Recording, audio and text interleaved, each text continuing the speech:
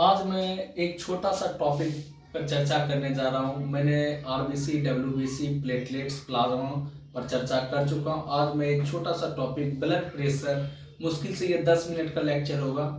मैं blood pressure पर चर्चा करना चाहता हूँ क्योंकि ब्लड प्रेशर से सवाल आते रहते हैं। तो मैं छोटी मोटी बात जो ब्लड प्रेशर से जुड़ी है मैं वो बताने की कोशिश कर रहा हूँ आपके सामने।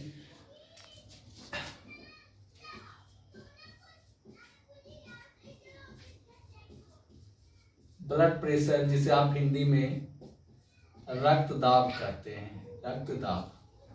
तो हमारे शरीर में रक्त का जो दबाव पड़ता है वो ब्लड प्रेशर है। आखिर हमारे शरीर में रक्त का दाब पड़ता कैसे है, किस तरह से रक्त दाब हमारे शरीर में, या तो हाई बीपी, लो बीपी, नॉर्मल बीपी, ये सब जो है कैसे होता है।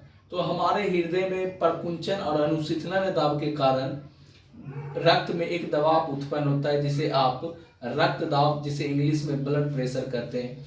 सामान्य स्थिति में सामान्य मनुष्य का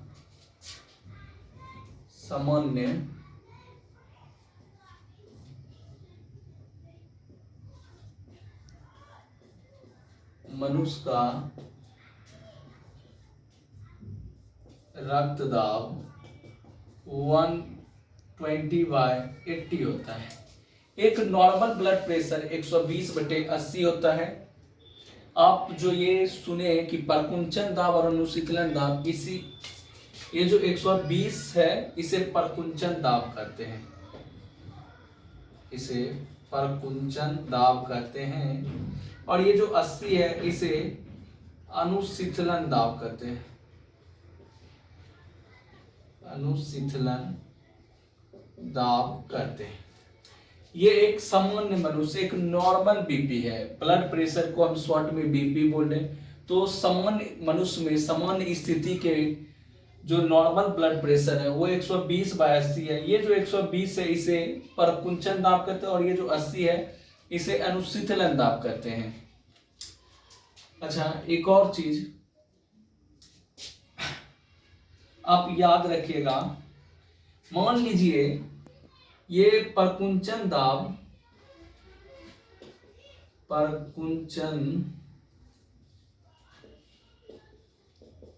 यहां पर क्या है, 120 है।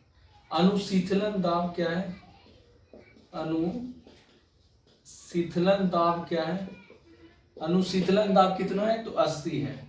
मान लीजिए इन दोनों का अंतर का मतलब क्या होता है, घटाव, अंतर या नया। मान लीजिए प्रकुंचन दाब 120 है और अनुशीतलन दाब 80 है। इन दोनों का घटाव यानी अंतर कितना आया, 40। ये जो 40 आया है इसे कौन सा दाब कहेंगे, या ये 40 क्या आया है इसे कौन सा दाब कहेंगे। कहने का मतलब सवाल ये पूछेगा कि प्रकुंचन दाब माइनस अनुशीतलन दाब, प्रकुंचन दाब माइनस अनुशीतलन दाब, या प्रकुंचन दाब से अगर अनुशीतलन दाब को हम घटाएंगे जो नया दाब आएगा, ये जो मैंने 120 में 80 घटाया, ये जो 40 आया है, ये जो नया दाब आया है इसे क्या कहेंगे। तो ये सवाल बनता है, आप नोट करके ये बात लिखिएगा, नोट करके ये बात लिखिएगा। प्रकुंचन दाब से अनुशीतलन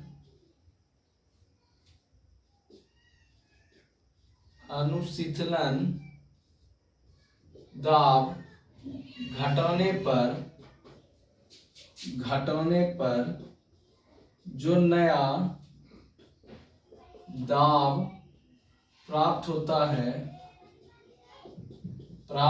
है उसे क्या कहते हैं। देखिए, मैंने नॉर्मल ब्लड प्रेशर में प्रकुंचन दाब 120 लिखा है और अनुशीतलन दाब में 80 लिखा है। अब प्रकुंचन दाब से अनुशीतलन दाब घटाया हूं मैं, और घटाने के बाद क्या, एक नया दाब आया है 40। तो इस नए 40 जो आया है इस नए दाब को क्या कहते हैं। तो ये सवाल बहुत ज्यादा इंपॉर्टेंट हो जाता है, परीक्षा में पूछा भी गया है। तो इसे पल्स प्रेशर बोलते हैं, इसे पल्स प्रेशर हिंदी में और इंग्लिश में दोनों में क्या बोला जाता है? पल्स प्रेशर, यानी प्रकुंचन दाब माइनस अनुशीतलन दाब, उनसे जो नया दाब प्राप्त हुआ घटाने के बाद उसे पल्स प्रेशर कहते हैं। अब मैं चलता हूं आपको हाई बीपी की ओर लेके।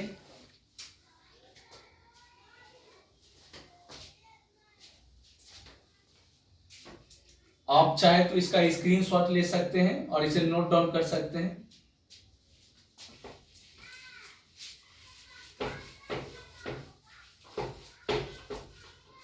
अब मैं थोड़ी सी चर्चा करूंगा हाई ब्लड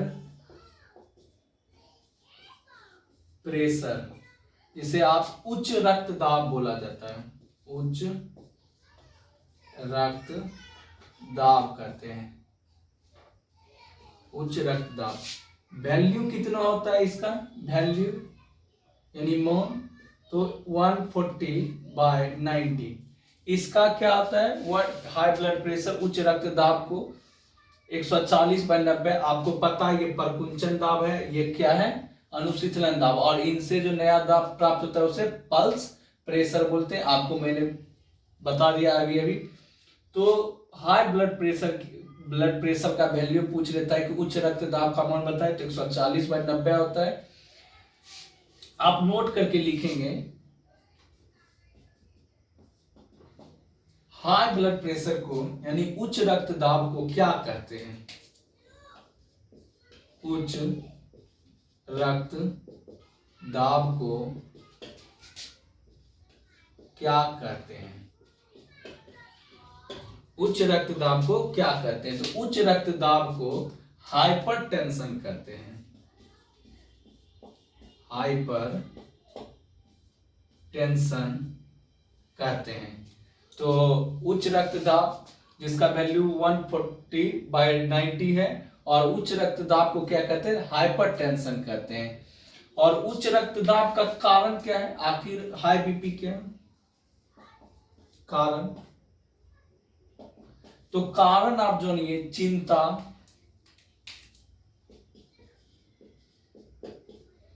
दुख,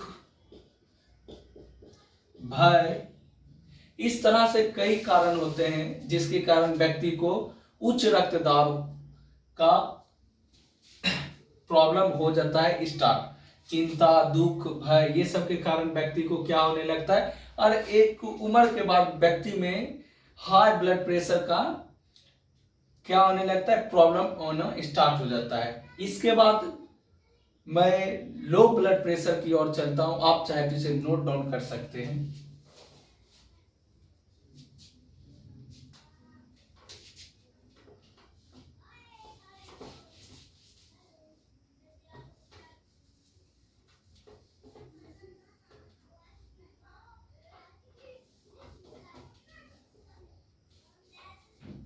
हाई के बाद मैं आप किस पे चर्चा कर रहा हूं? लो ब्लड प्रेशर पर। लो ब्लड प्रेशर जिन्हें निम्न रक्तदाब कहा जाता है, निम्न रक्तदाब कहते हैं। देखिए जिस तरह से हाई ब्लड प्रेशर अच्छी पहचान नहीं है किसका? स्वास्थ्य का, उसी तरह लो ब्लड प्रेशर भी अच्छा पहचान नहीं है किसका? स्वास्थ्य का। एक नॉर्मल बीपी एक स्वस्थ मनुष्य की पहचान है। तो लो ब्लड प्रेशर का वैल्यू कितना होता है? 110/60। आपको पता है ये परकुंचन दाब या अनुशीतलन दाब, उनके अंतर को क्या बोलते हैं? Pulse pressure.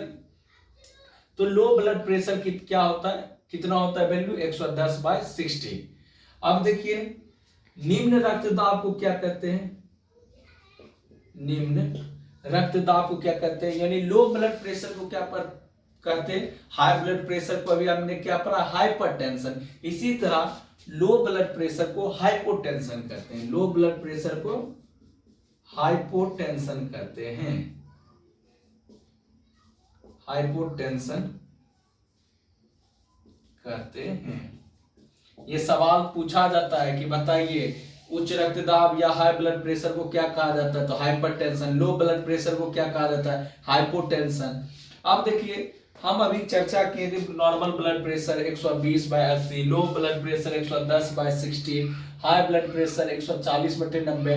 ये जो मापते हैं रक्त दाब को, वो क्या कहलाता है, वो उसका नाम क्या है उस यंत्र का जिससे हम रक्त दाब मापते हैं? तो आप नोट करके ही लिखिएगा, रक्त दाब, रक्त दाब का मापन यंत्र, मापन यंत्र का नाम है, यानी रक्त दाब किस यंत्र में मापते हैं तो उस यंत्र का नाम है स्फेग्मोमैनोमीटर।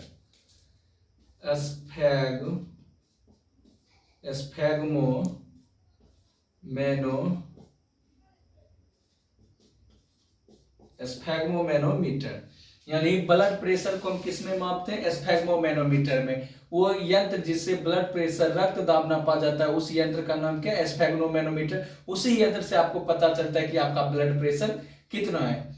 एक और क्वेश्चन ब्लड प्रेशर से पूछा जाता है कि रक्त दाब या ब्लड प्रेशर सबसे पहले किस में मापा गया? महत्वपूर्ण क्वेश्चन है। रक्त दाब सबसे पहले